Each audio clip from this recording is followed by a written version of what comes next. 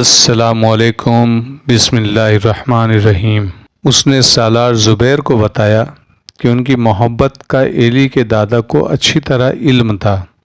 دادا ایلی کو کسی اور سے ملنے نہیں دیتا تھا، اور ایلی اتنی معصوم فطرت تھی کہ وہ کسی اور کی طرف دیکھتی بھی نہیں تھی۔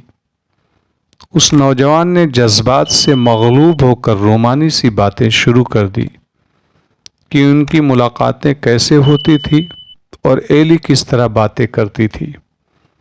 اس نے یہ بھی بتایا کہ ایلی نے اس کے ساتھ شادی کا وعدہ اس شرط پر کیا تھا کہ وہ اپنے دادا سے الگ نہیں ہوگی، بلکہ اس نوجوان کو اس کے گھر میں رہنا پڑے گا۔ سالار زبیر بن العوام نے اسے کہا کہ جس مہم پر جا رہے ہیں وہ اس کے بس کی بات نہیں۔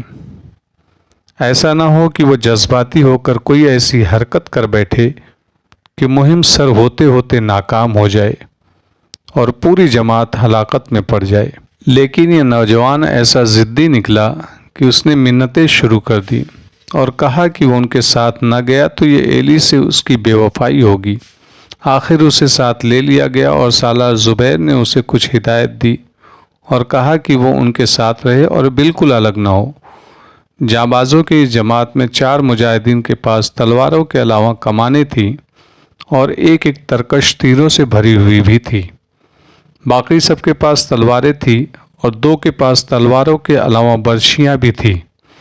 ان کے پاس 4-5 مشالیں بھی تھیں، لیکن انہیں باوقت ضرورت سالار کے کہنے پر چلانا تھا۔ سالار زبیر کو امید تھی کہ اتنے روشن چاند کی چاندنی گری اور جھکی ہوئی چھتوں اور گری ہوئی دیواروں سے کھنڈر کے اندر جاتی ہوگی اور یہ روشنی کافی ہوگی۔ ان کا ارادہ یہ تھا کہ یہ مہم مشالوں کی روشنی کے بغیر سر کی جائے۔ آگے چل پڑے، لیکن اس نوجوان کے پاس گھوڑا تھا جسے آگے نہیں لے جانا تھا۔ کچھ آگے جہاں سے چٹانیں شروع ہوتی تھی وہاں درخت بھی تھے۔ گھوڑا ایک درخت کے ساتھ باندھ دیا گیا اور یہ جماعت آگے چلی گئی، اور جب کھنڈرات میں داخل ہونے لگی تو سالار زبیر رک گئے۔ آخری بات سن لو، سالار زبیر نے کہا، یہ ذہن میں رکھ کر ان کھنڈرات میں داخل ہونا کہ انہیں کسی کی آنکھیں دیکھ رہی ہے جنہیں ہم نہیں دیکھ سکتے۔ یہ بھی سوچ لو کہ ہم میں کچھ ایسے بھی ہوں گے جو زندہ واپس نہیں جا سکیں گے۔ اللہ کا نام لو اور آگے بڑھو۔ کھنڈرات میں داخل ہوئے، دونوں گائیڈ آگے آگے تھے۔ سالار زبیر بن العوام نے ایک روز پہلے اندر جا کر راستے دیکھ لیے تھے۔ گائیڈ انہیں کسی اور طرف لے جا رہے تھے۔ سالار نے بڑی دھیمی آواز میں کہا کہ اب تیر انداز ایک تیر کمانوں میں ڈال لیں اور دوسرے اپنی تلواریں نکال لیں۔ چاندنی اندر آ تو رہی تھی، لیکن بعض راہداریاں بالکل تاریک تھی۔ تاریک کا مطلب اندھیرا۔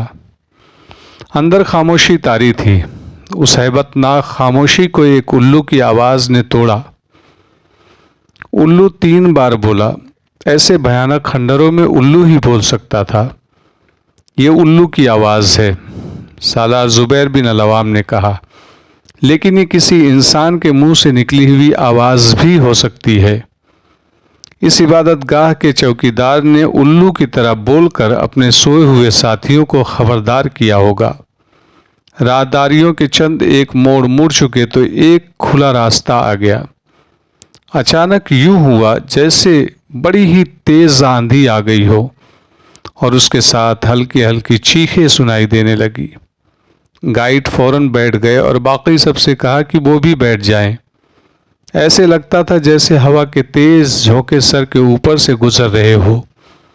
یہ کوے جتنے بڑے بلکہ اس سے بھی بڑے پروں والے چمگادڑ تھے جو چھتوں کے ساتھ الٹے لٹکے رہتے تھے۔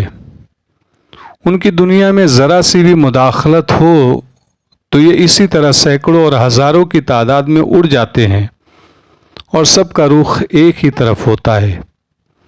یہ طوفان باہر نکل گیا تو جانبازوں کی یہ جماعت اٹھ کر آگے کو چلی۔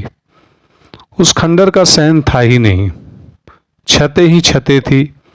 2-3 کشادہ کمروں اور برآمدوں میں سے گزرے تو ایک گری ہوئی چھت سے چاندنی آتی ہوئی نظر اندر کا سارا منظر نظر آ رہا تھا۔ ایک طرف سیڑھیاں تھی، سالار زبیر نے ان سیڑھیوں کو پہچان لیا اور اپنی جماعت کے اس آدمی کو سیڑھیوں پر چڑھ جانے کو کہا جسے وہ پہلے بتا چکے تھے کہ اوپر جا کر کہاں جانا ہے اور کیا کرنا ہے۔ یہ جانباز مجاہد تیر انداز تھا۔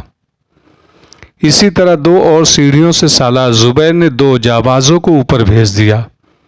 انہیں خبردار کر دیا گیا تھا کہ چھتیں کچھ تو گری ہوئی ہیں اور کچھ ویسی ہی جھک گئی ہیں، ان سے خبردار رہے ورنہ نیچے آ پڑیں گے۔ کبھی تو یوں چیخ نما آواز آتی تھی جیسے چڑیلیں چیخ اٹھی ہوں۔ قدم گھسیٹنے کی بھی کہیں سے آواز آتی تھی اور یوں لگتا تھا جیسے مرے ہوئے گناہ گاروں کی بدروحیں اس ہیبت ناک ویرانے میں گھوم پھر رہی ہو۔ لگتا یوں تھا جیسے یہ بدروحیں کسی نہ کسی روپ میں نظر آ جائیں گی، لیکن وہاں ملبے کے ڈھیروں کے سوا کچھ بھی نہ تھا۔ آخر جانبازوں کی یہ جماعت اس حال میں جا پہنچی جہاں ایک دیوار کے ساتھ اسٹیج جیسا چبوترا بنا ہوا تھا۔ یہ اس حال کی نصف چوڑائی جتنا لمبا تھا، اس کے دونوں طرف اس کے آگے بھی ملبہ پڑا ہوا تھا۔ دونوں گائیڈ آگے چلے گئے اور ملبے کے ایک ڈھیر پر جا چڑھے۔ ان دونوں میں سے ایک کی ہلکی سی چیخ سنائی دی، دوسرا دوڑتا ہوا ملبے کے ڈھیر سے نیچے آ گیا۔ کسی طرف سے چاندنی کی کرنیں اندر آ رہی تھی، اس کے ساتھ ہی اوپر سے کسی کے گرنے کا دھماکہ سنائی دیا۔ یہ کوئی آدمی ہی ہو سکتا تھا، چاندنی کی روشنی کافی نہیں تھی۔ سالار زبیر نے کہا کہ فوراً مشال جلا لو۔ مشال والے ایک مجاہد نے مشال جلا لی۔ پہلے اپنے گائیڈ کو دیکھا جو گرا پڑا تھا، پھر اس کی گردن کے ایک طرف سے تیر داخل ہو کر دوسری طرف نکل گیا تھا۔ گائیڈ تڑپ رہا تھا۔ سالار زبیر نے دیکھا کہ تیر کے سامنے والی نوک باہر نکل آئی ہے تو انہوں نے دوسری طرف سے تیر توڑ دیا اور نوک والی طرف سے پکڑ کر کھینچا اور تیر باہر نکل آیا، لیکن گائیڈ کے بچنے کی کوئی امید نہیں تھی۔ خون کا فوارہ پھوٹ رہا تھا، یقیناً شہ رگ کٹ گئی تھی۔ ایک جانباز مجاہد نے سالار کے کہے بغیر ہی دوسری مشال جلا لی اور اس طرف گیا جہاں کسی کے گرنے کی دھمک سنائی دی تھی۔ وہ کوئی آدمی تھا جو ان کے لیے اجنبی تھا۔ اس کے پیٹھ میں تیر اترا ہوا تھا اور اتنا اندر چلا گیا تھا جس سے اندازہ ہوتا تھا کہ یہ تیر قریب سے چلایا گیا ہے۔ یہ آدمی بھی ابھی زندہ تھا اور تڑپ رہا تھا، اسے بھی مرنا تھا۔ سالار زبیر نے اپنی تلوار کی نوک اس کے دل کے مقام پر رکھ دی اور پوچھا کہ وہ کون ہے۔ وہ اٹھنے کے قابل نہیں تھا۔ نہیں بتاؤں گا، تیر کھائے ہوئے زخمی نے کہا۔ تلوار میرے سینے میں اتار دو، مجھے تو اب مرنا ہی ہے، اپنے دیوتاؤں کو ناراض کر کے نہیں مرنا چاہتا۔ سالار زبیر سمجھ گئے کہ اس شخص سے کچھ معلوم کرنا ممکن نہیں۔ بات بالکل صاف تھی۔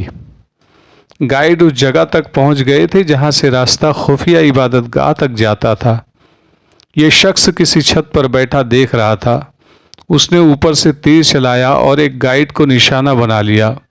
اس نے اب دوسرے گائیڈ کو مارنا تھا، لیکن زبیر بن العوام نے پہلے ہی اس کا انتظام کر رکھا تھا۔ انتظام یہ تھا کہ انہوں نے اپنے جانباز اوپر بھیج دیے تھے۔ سالار زبیر نے پہلے سنا تھا کہ 2 آدمی جنہیں ہرقل اور بعد میں قسطنطین نے بھیجا تھا اسی طرح تیروں سے مرے تھے۔ سالار زبیر نے سوچ لیا تھا کہ یہ تیر اوپر سے ہی آتے ہوں گے۔ ایک روز پہلے انہوں نے اوپر جا کر دیکھ لیا تھا کہ کس جگہ سے تیر انداز نیچے کسی کو نشانہ بنا سکتے ہیں۔ انہوں نے ایک ایک جانباز ان جگہوں سے ذرا دور بھیج دیے تھے اور انہیں بتا دیا تھا کہ وہ کیا کریں گے۔ عبادت گاہ کے آدمی نے اوپر سے تیر چلایا اور ایک گائیڈ کو نشانہ بنا لیا، اور اوپر بیٹھے ہوئے جانباز نے اس آدمی کو تیر کا نشانہ بنایا اور وہ آدمی تیر کھا کر نیچے جا پڑا۔ اوپر سے ایسی آوازیں آنے لگی جیسے 2-3 آدمی آپس میں لڑ رہے ہوں۔ یہ آوازیں کوئی عجیب نہیں تھی، البتہ یہ ڈر آتا تھا کہ یہ جنات یا چڑیوں جیسی کوئی مخلوق بھی ہو سکتی ہیں۔ اگر ایسا تھا تو جانباز مجاہدین کی موت یقینی تھی۔ زبیر بن العوام نے کہا کہ اوپر اپنے آدمیوں کی مدد کو پہنچا جائے، لیکن وہ جگہ ایسی تھی جہاں تیز نہیں دوڑا جا سکتا تھا اور سیڑھیاں بھی تیزی سے نہیں چڑھی جا سکتی تھی۔ پھر اوپر جا کر تیر چلانا اور اپنے ساتھی تک پہنچنا بالکل ہی ممکن نہیں تھا، کیونکہ گری اور جھکی ہوئی چھتوں سے گرنا یقینی تھا۔ ان مجاہدین کو جو اوپر بھیجے گئے تھے اللہ کے حوالے کر دیا گیا۔ سالار زبیر نے دوسرے گائیڈ سے کہا کہ اب اوپر خطرہ کم ہو گیا ہے اور انہیں اس جگہ لے چلے جہاں خفیہ عبادت گاہ میں داخل ہوا جا سکتا ہے۔ گائیڈ ایک بار پھر ملبے کے ڈھیر پر جا چڑھا اور دوسری طرف اتر گیا۔ اتنے میں گری ہوئی چھت میں سے دو آدمی نیچے آ پڑے۔ جا کر دیکھا تو ایک مجاہد تھا اور دوسرا کوئی اور تھا۔ چھت بہت اونچی تھی، دونوں زخمی تھے اور ان کے ہاتھوں میں تلواریں تھیں۔ ظاہر تھا کہ انہوں نے لڑتے ہوئے ایک دوسرے کو زخمی کیا تھا۔ اتنی بلندی سے گرے تو دونوں بے ہوش ہو گئے۔ صاف پتہ چلتا رہا تھا کہ دونوں اس بے ہوشی میں ہی اس دنیا سے رخصت ہو جائیں گے۔ گائیڈ نے ذرا دھیمی آواز میں سالار زبیر کو پکارا۔ سالار زبیر فوراً پہنچے اور ملبے کے ڈھیر پر چڑھ کر دوسری طرف اتر گئے۔ وہ تو دن کو بھی یہاں آئے تھے لیکن اس طرف نہ گئے۔ ان کا خیال تھا کہ یہ ملبہ دیوار تک گیا ہوا ہے اور وہاں ملبے کے سوا کچھ بھی نہیں ہوگا، لیکن وہاں دیوار اس طرح ٹوٹی ہوئی تھی یا توڑی گئی تھی جس طرح ڈاکو دیوار